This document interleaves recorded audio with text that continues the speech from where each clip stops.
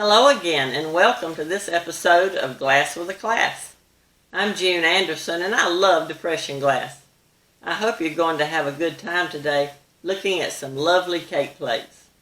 There are so many depression glass patterns that include cake plates, and I certainly don't have the market cornered on collecting them, but I have a few that I think you'll like.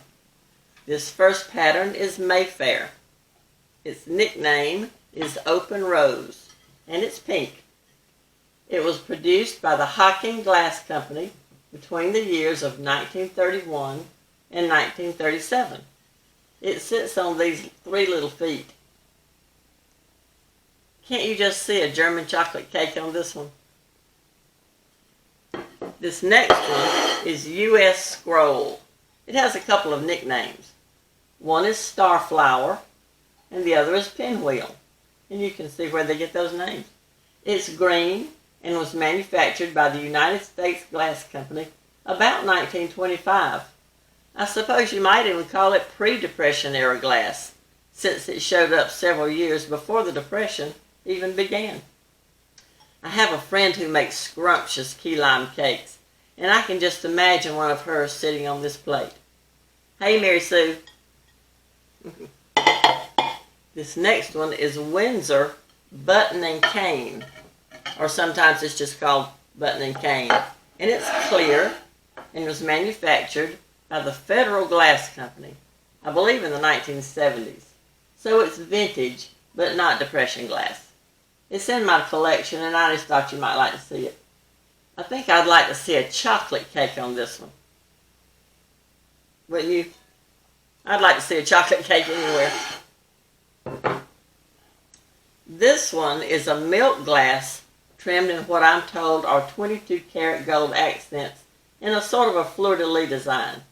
It was manufactured by the Anchor Hocking Glass Company in the 1950s. I think I remember my mother-in-law saying it was her mother's, and her mother died in 1949, so it's old. Now, do you see anything wrong with this description? Some of my research tells me that this piece was made in the 1950s, and some tells me that it was made in the 1960s. My mother-in-law saying that it was her mother's, and her mother died in 1949 throws a monkey wrench in the whole situation. So if any of you watching or listening can straighten this out for the rest of us, that would be great. I would put a red velvet cake on this one. After it's cut and you can see that bright red, wouldn't it just make this little beauty pop?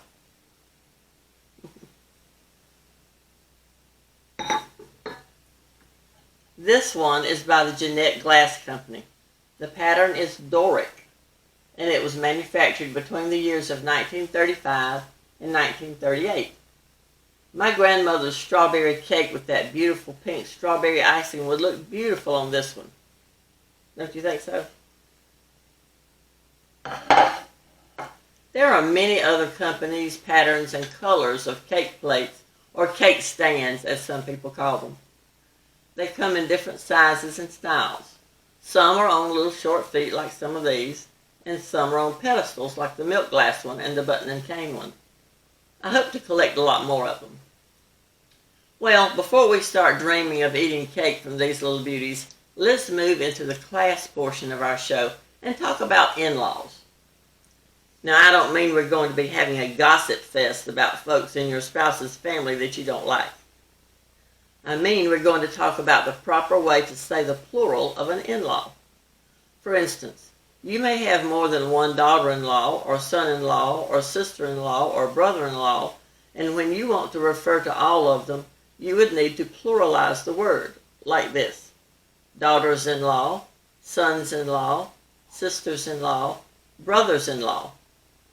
People like to make law the plural word, but that's not exactly correct. For instance, you might say son-in-laws.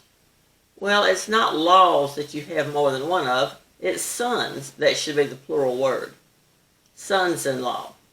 You're not talking about laws, you're talking about people. Sons-in-law. You might better understand it if you think about the fact that your son-in-law is not your son, but your son by law in the fact that he married your daughter. You could think of him as your son by law. If you have 3 married daughters, then you have 3 sons by law. Not 3 sons, but 3 sons by law. So you'd have 3 sons-in-law. That's not too confusing, is it? Okay then, let's look at a sentence from the Bible using in-laws. Ruth chapter 1 verse 6. Then she arose with her daughters-in-law that she might return from the land of Moab. For she had heard in the land of Moab that the Lord had visited his people in giving them food. Well, I'd say this episode takes the cake, wouldn't you? Join us next time when we'll see more depression glass. God bless you and yours. Bye-bye.